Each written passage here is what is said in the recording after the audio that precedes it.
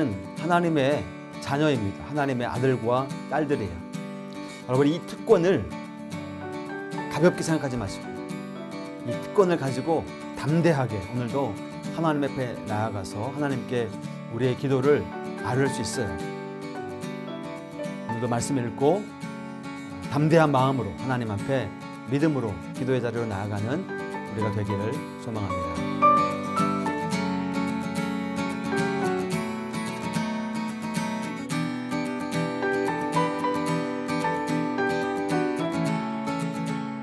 여러분, 벌써 한 해의 절반이 지나가고 있습니다. 2021년 시작할 때 다짐했던 일들 어떻게 잘 실천하고 계신가요? 매년 우리가 다짐을 또 하고 계획을 세우지만 실천이 잘 안 되는 일들이 한두 개 정도는 적어도 있는 것 같습니다. 이런 현실을 마주할 때마다 우리는 사람은 쉽게 변하기가 어렵다는 사실을 깨닫게 되기도 하는데, 그래서 변하지 않는 모습에 낙심하기도 하는데요. 우리가 지금 함께 살펴보고 있는 유다 왕조의 역사를 봤을 때에도 그런 생각이 듭니다. 그동안 유다 백성들은 하나님을 향한 심지가 견고한 신앙의 자리에 서 있지 않았습니다. 지도자들이 우상을 숭배하면 그것에 순응하고 또 산당에서 제사를 드리는 일들을 자행하게 된 것이죠. 그러다가 새로운 지도자가 등장하여서 우상을 타파하고 개혁이 시작되면 또 언제 그랬나는 듯이 또 순종합니다. 그리고 또다시 악한 지도자가 나타나면 다시 또 옛날 생활로 돌아가고 선한 통치가 등장하면 또 거기에 발맞춰 나아갑니다. 이런 유다의 발자취를 큰 그림으로 우리가 그려본다면 아마도 갈짓자 아닐까 싶습니다. 그렇다면 우리는 이 변하지 않는 굳건한 걸음으로 믿음의 길을 정말로 걸어 나갈 수 있을까요? 오늘 말씀을 통해서 우리는 사람이 변화되는 방법은 오직 하나님 말씀밖에 없다는 사실을 인정하게 됩니다.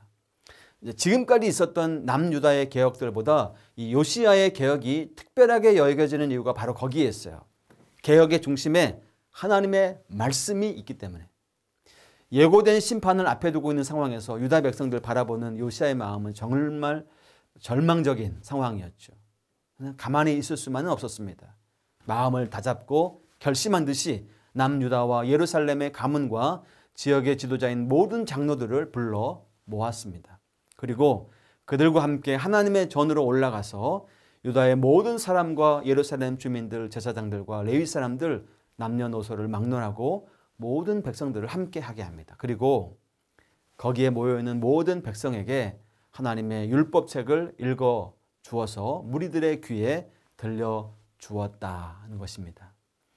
요시야의 시대가 지나고 유다가 맞닥뜨려야 하는 상황은 깊은 밤처럼 어둡지만 그 어두움에 집중하기보다 그 사이에 피어오르는 이 율법, 하나님의 말씀의 희망의 불씨에 집중하기로 합니다.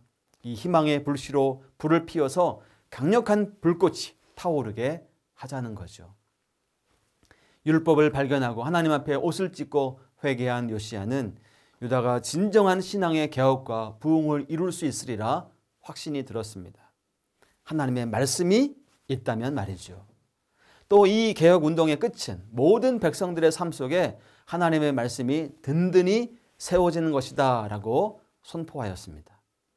모든 백성들에게 직접 하나님 율법을 듣게 한 결과 백성들은 마음을 다하여 하나님께 돌이켜 오직 하나님 한 분만 섬기기로 결심합니다. 모든 백성이 요시야가 사는 날에 여호와 하나님께 복종하고 그분을 떠나지 않았다고 오늘 말씀은 전하고, 또 이 놀라운 신앙의 개혁의 중심에는 살아계신 하나님의 이 말씀이 있었다는 사실을 다시 기억하게 합니다. 우리에게 오늘 하나님의 말씀은 어떤 의미이겠습니까? 하나님 말씀이 정말 나의 삶의 중심이 되어서 내가 듣고 읽은 말씀대로 살아갈 때 우리의 믿음과 신앙은 정말 흔들리지 않는 반석처럼 견고해질 수 있음을 잊지 않는 그런 믿음의 은혜가 있기를 축복합니다. 기도하겠습니다. 하나님 아버지, 오늘도 하나님 말씀이 우리 삶의 중심이 되는, 그래서 말씀을 통해 우리의 삶을 살피고 고쳐 나아가는 그런 은혜의 삶 되게 하여 주옵소서. 예수님의 이름으로 기도하옵나이다.